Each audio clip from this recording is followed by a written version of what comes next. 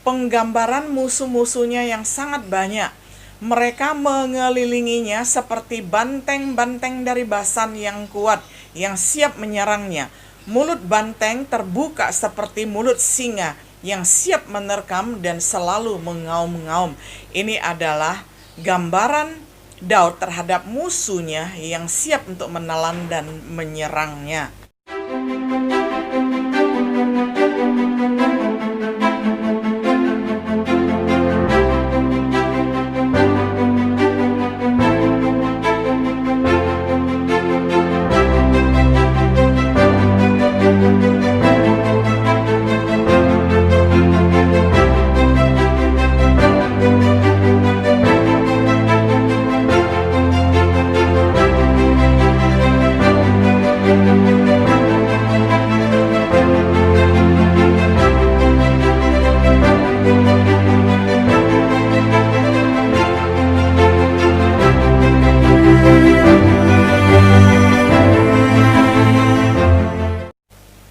Shalom sahabat setia yang dikasihi oleh Tuhan. Jumpa kembali di dalam acara Renungan Sahabat Setia. Pada hari ini kita tiba pada episode yang ke-8 di dalam pembahasan serial Renungan Kitab Mazmur, yang hari ini kita mengambil tema kemenangan penderita dari Mazmur 22 ayat 1 hingga ayatnya yang ke-32. Saya bacakan untuk kita semuanya. Untuk pemimpin biduan, menurut lagu Rusa di Kala Fajar, Mazmur Daud. Allahku, Allahku, mengapa engkau meninggalkan aku? Aku berseru, tetapi engkau tetap jauh dan tidak menolong aku. Allahku, aku berseru-seru pada waktu siang, tetapi engkau tidak menjawab, dan pada waktu malam, tetapi tidak juga aku tenang. Padahal engkaulah yang maha kudus, bersemayam di atas puji-pujian orang Israel. Kepadamu nenek moyang kami percaya. Mereka percaya dan engkau meluputkan mereka. Kepadamu mereka berseru-seru dan mereka terluput. Kepadamu mereka percaya dan mereka tidak mendapat malu. Tetapi aku ini ulat dan bukan orang, cela bagi manusia, dihina oleh orang banyak. Semua yang melihat aku mengolok-ngolok aku. Mereka mencibirkan bibirnya, menggelengkan kepalanya. Ia menyerah kepada Tuhan. Biarlah dia yang meluputkannya, biarlah dia yang melepaskannya.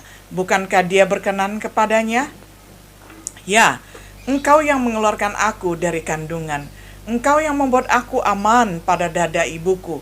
Kepadamu aku diserahkan sejak aku lahir. Sejak dalam kandungan ibuku, engkaulah Allahku. Janganlah jauh daripadaku, sebab kesusahan telah dekat dan tidak ada yang menolong. Banyak lembu jantan mengerumuni aku, banteng-banteng dari Basan mengepung aku. Mereka mengangangkan mulutnya terhadap aku seperti singa yang menerkam dan mengaum. Seperti air aku tercurah dan segala tulangku terlepas dari sendinya. Hatiku menjadi seperti lilin, hancur luluh di dalam dadaku. Kekuatanku kering seperti beling, lidahku melekat pada langit-langit mulutku, dan dalam debu maut kau letakkan aku. Sebab anjing-anjing mengerumuni aku, gerombolan penjahat mengepung aku. Mereka menusuk tangan dan kakiku, segala tulangku dapat kuhitung.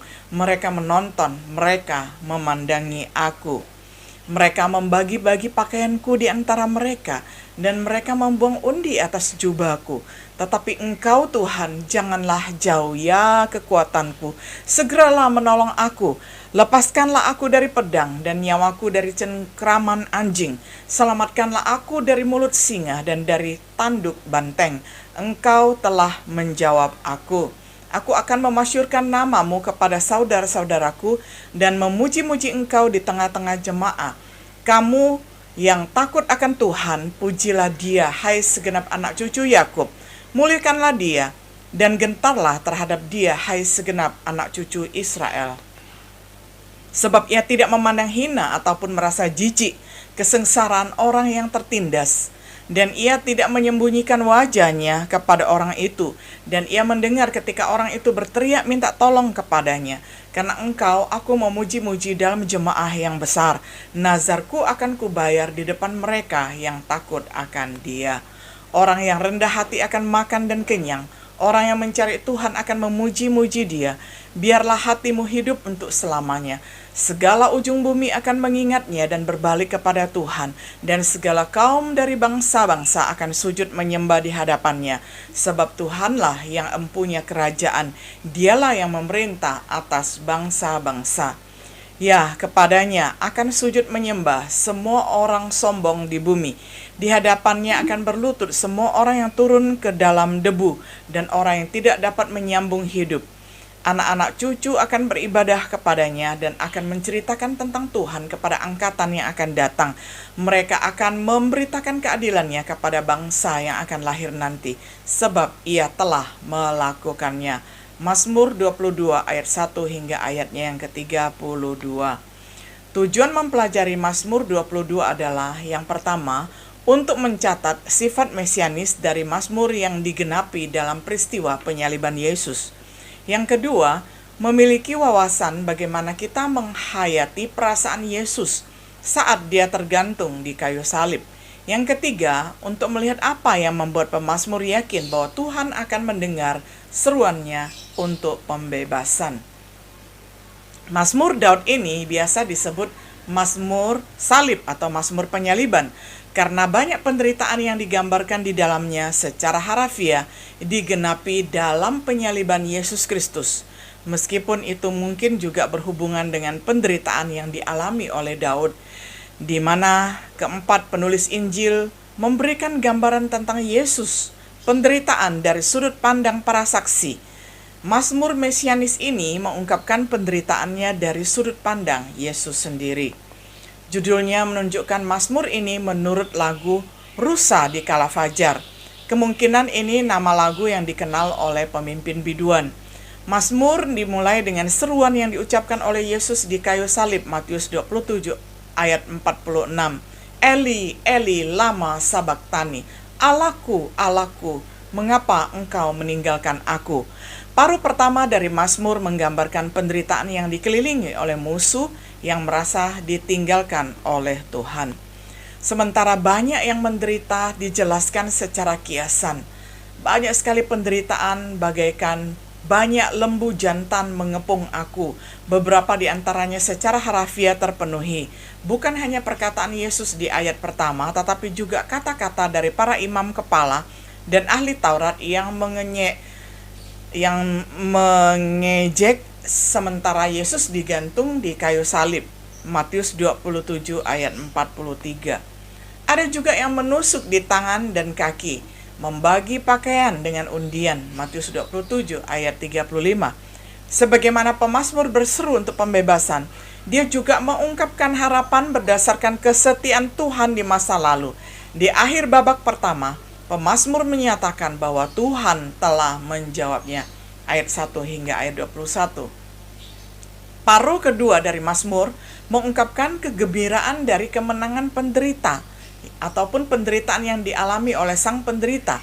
Daud dengan senang hati akan memuji Tuhan karena mendengarkan Dia menyediakan pembebasan. Dia mendorong semua orang yang takut akan Tuhan untuk memuji dan memuliakan Dia, yakin bahwa berkat Tuhan akan meluas ke banyak bangsa dan ke generasi yang belum lahir. Karena Tuhanlah yang empunya kerajaan dan aturan Tuhan atas bangsa-bangsa. Ayat 22-31. Mari sekarang kita melihat rinciannya. Yang pertama, penderitaan karena ditinggalkan oleh Tuhan. Dari ayat 1-21. Teriakan dari pemazmur ayat 1 dan 2. Mengapa Tuhan meninggalkan aku? Ini adalah perkataan dari pemazmur. Dalam hal ini adalah Daud. Mengapa Tuhan tidak menolong aku? Siang dan malam pemazmur berteriak, mengapa Tuhan tidak mendengar? Lalu harapan pembebasan dikatakan di dalam ayat 3 dan 5. Tuhan Maha Kudus bertahta di atas puji-pujian Israel. Para nenek moyang percaya pada Tuhan dan Tuhan membebaskan mereka. Mereka berseru kepadanya dan Tuhan tidak mengecewakan mereka. Ini ketika Daud menoleh kembali kepada sejarah bahwa nenek moyang dari tahun ke tahun, dari generasi ke generasi sudah ditolong oleh Tuhan, maka Daud juga mengharapkan ada pembebasan ketika dia menderita, ketika dia terbelenggu oleh musuh-musuh yang siap mencengkramnya. Daud juga mengharapkan bahwa Tuhan datang menolongnya. Lalu kita melihat di ayat yang ke-6 dan yang ke-8, ketika Daud dikelilingi oleh musuh-musuhnya, dia melihat bahwa apa yang dilakukan oleh orang lain, pekerjaan orang lain, yakni dengan mengenyek dan mengolok-olok dia, maka dia merasa dirinya itu bagaikan seekor ulat, bukan manusia, dan menjadi objek cemoohan, dibenci oleh orang lain ataupun oleh musuh, diolok oleh orang yang mengenyek ataupun mengejek kepercayaannya kepada Tuhan. Jadi Daud diolok-olok oleh orang-orang yang di sekitarnya, karena pada saat itu musuhnya merasa menang dan Daud sepertinya diremukkan. Lalu di bagian yang berikutnya ayat 9-11 itu adalah imannya kepada Tuhan. Iman pemazmur yakni Daud kepada Tuhan. Daud mengakui bahwa Tuhan telah bersamanya sejak dari lahir, karena Tuhanlah yang membiarkan dia hidup, dikandung oleh ibunya dan kemudian dilahirkan, dan kemudian yang membuat dia tentram di dada ibunya. Lalu dia juga memandang Tuhan sebagai satu-satunya penolong. Tidak ada penolong lain di hadapannya yang sanggup melepaskan dia dari musuh yang ada di sekelilingnya. Lalu di bagian ayat 12-18, penderitaannya dijelaskan sebagai penggambaran musuh-musuhnya yang sangat banyak. Mereka mengelilinginya seperti banteng-banteng dari Basan yang kuat, yang siap menyerangnya. Mulut banteng terbuka seperti mulut singa yang siap menerkam dan selalu mengaum-ngaum. Ini adalah gambaran Daud terhadap musuhnya yang siap untuk menelan dan menyerangnya. Lalu dia menggambarkan penderitaannya dituangkan seperti air, dicurahkan bagaikan air, tulang-tulangnya terlepas dari persendian, hatinya itu seperti lilin, yakni meleleh ataupun hancur luluh di dalam dadanya, kekuatannya mengering, lidahnya melekat di langit-langit mulutnya. Lalu dia merasa Tuhan meletakkan dia di dalam debu maut. Penderitaan yang ditimbulkan oleh musuh-musuhnya digambarkan sebagai anjing.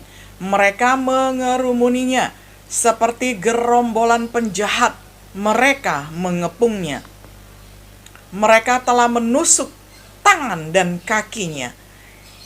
Dia bisa menghitung semua tulangnya, sementara mereka menonton dan memandang dia. Jadi Daud merasakan tulangnya ini terlepas dari sendi-sendinya, dan dia bisa menghitung tulang-tulangnya sendiri satu persatu yang lepas karena kengerian, karena penderitaan yang menimpa hidupnya. Lalu juga mereka membagi pakaiannya dan membuang undi untuk mendapatkan jubahnya. Lalu gambaran teriakan terakhirnya di ayat yang ke-19-21, agar Tuhan tidak jauh. Jadi Daud meminta pertolongan kepada Tuhan dengan berkata, "Ya Tuhan kekuatanku, segeralah datang menolong aku. Lepaskanlah aku dari pedang, lepaskanlah nyawaku dari cengkraman anjing-anjing.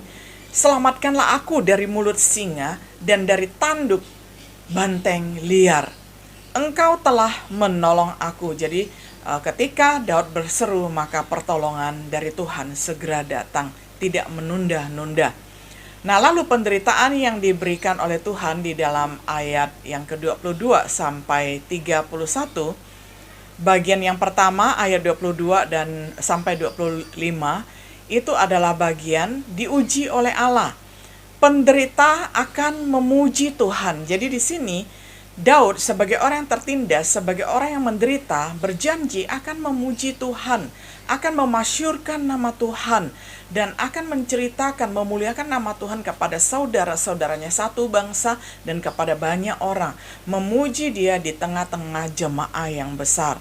Jadi Daud merasakan bahwa ini adalah bukan ujian yang untuk menjatuhkannya, tetapi ini adalah ujian yang justru membawa dia ke level yang lebih tinggi, dan dia akan memuji-muji perbuatan-perbuatan Allah. Biarlah mereka yang takut akan Tuhan memuji Dia. Ini adalah harapan juga dari Daud, bahwa bukan hanya dirinya yang mendapatkan kesadaran untuk memuji Tuhan, tetapi juga angkatan yang akan datang, yakni anak cucu, yakni generasi yang akan datang, angkatan yang belum lahir. Biarlah keturunan Yakub memuliakan Dia, yakni keturunan dari bangsa Israel akan memuliakan Tuhan turun-temurun. Biarlah keturunan Israel gentar kepadanya, artinya takut kepada Tuhan.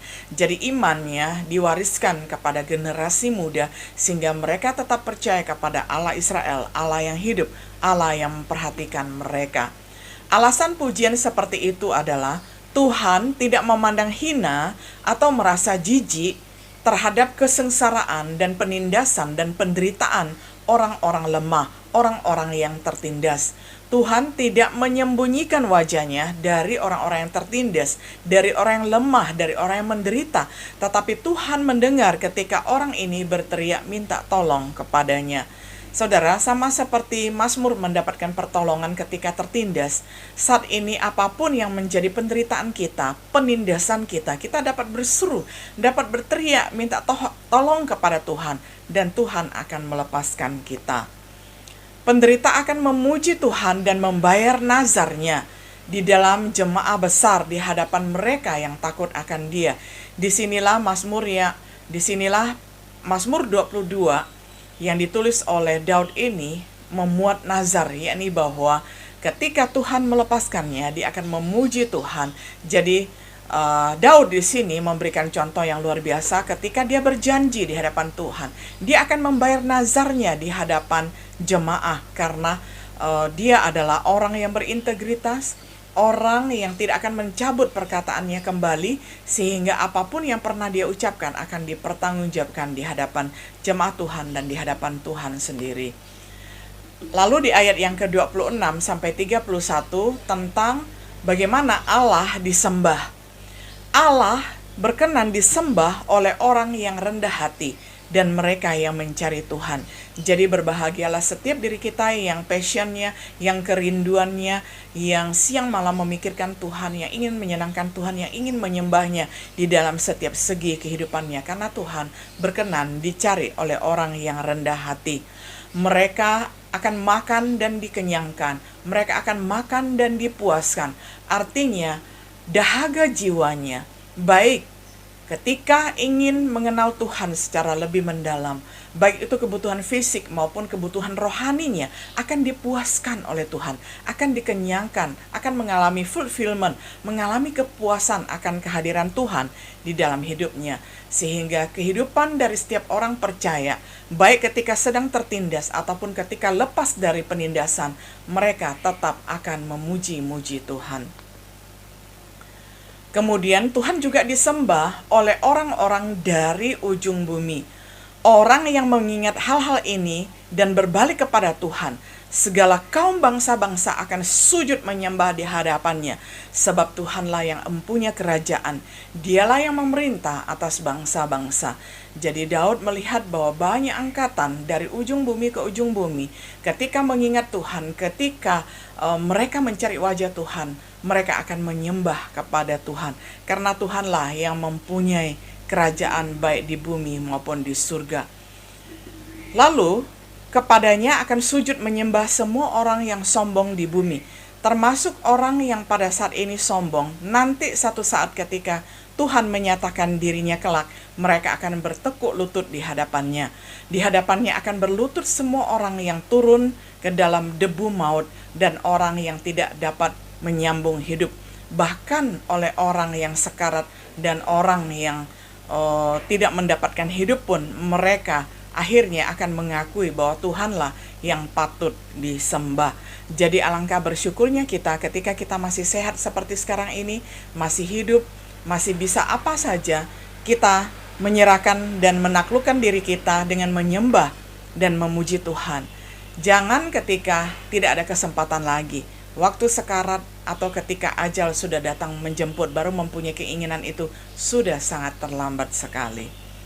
Kemudian Tuhan juga akan disembah oleh generasi yang akan datang.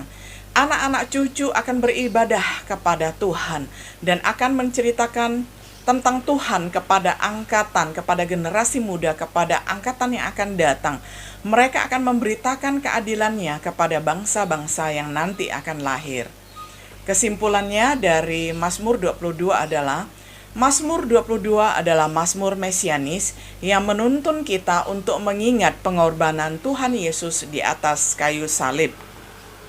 Sebagai orang percaya, kita dapat meneladani sikap Daud ketika menghadapi penderitaan agar tetap terpaut kepada Tuhan Yesus yang sudah terlebih dahulu menderita bagi kita. Sahabat setia yang dikasihi oleh Tuhan, apa penderitaan saudara saat ini? Apa kesengsaraan saudara saat ini? Apakah saudara belum menjadi orang yang merdeka? Apakah saudara masih tertindas? Ingatlah bahwa saudara bisa berseru kepada Tuhan untuk meminta Tuhan melepaskan saudara dari masalah apapun juga. Karena di dalam Kristus kita ini adalah hamba yang merdeka, yang dipanggil untuk melayani, menyembahnya, dan memperkenankan Tuhan. Kiranya sahabat setia dimanapun berada, senantiasa mengingat ini sebagai renungan yang membawa pembebasan bagi kita semuanya. Shalom.